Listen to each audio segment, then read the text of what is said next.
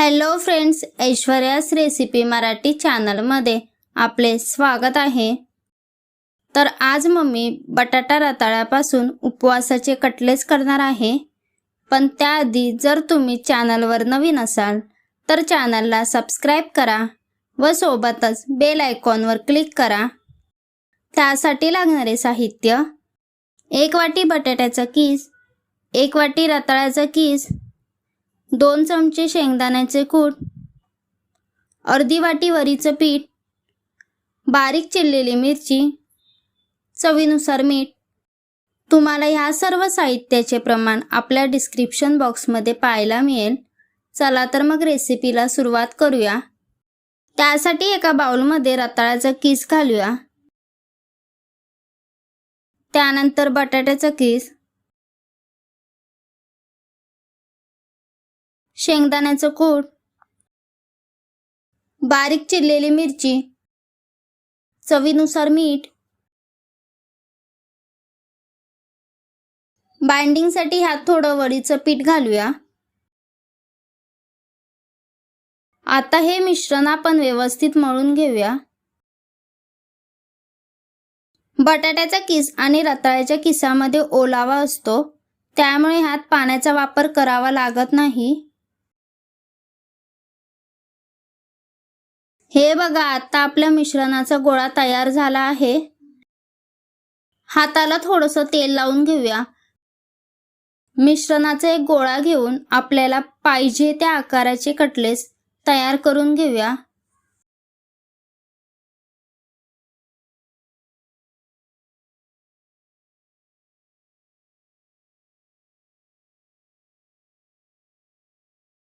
हे बघा, मम्मीने इथे अशा प्रकारे कटलेट्सला आकार दिला आहे।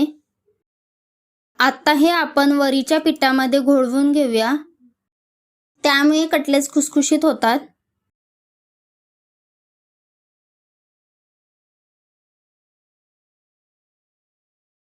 अशा प्रकारे बाकीचे पण कटलेट्स तयार करून घेऊया।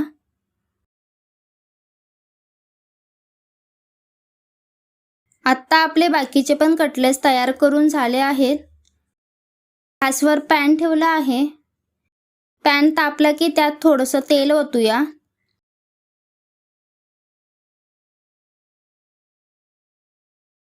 तेल तापलं की त्यात कटलेट्स सोडूया। मम्मी इथे कटलेट्स शॅलो फ्राय करत आहे। तुम्ही हे कटलेट्स डीप फ्राय पण करू शकता।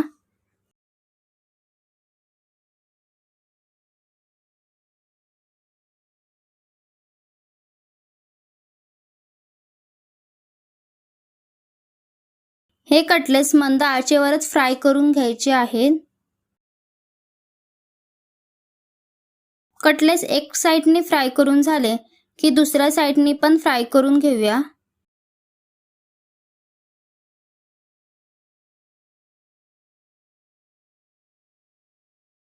आता आपले कटलेट्स फ्राय करून झाले आहेत। हे बघा, आता आपले बाहेरून खुसखुशीत आणि आतून मऊ असे उपवासाचे बटाटा रताळ्याचे कटलेट्स खाण्यासाठी तयार आहेत। हे कटलेट्स तुम्ही दही सोबत खाऊ शकता, खूप छान लागतात। तुम्ही एकदा ट्राय करून बघा। तुम्हाला हा व्हिडिओ कसा वाटला हे मला कमेंट करून सांगा। व्हिडिओला लाईक करा, शेअर करा। अजूनही जर चॅनलला सबस्क्राइब केलं नसेल तर चॅनलला सबस्क्राइब करा व सोबतच बेल आयकॉनवर क्लिक करा। धन्यवाद।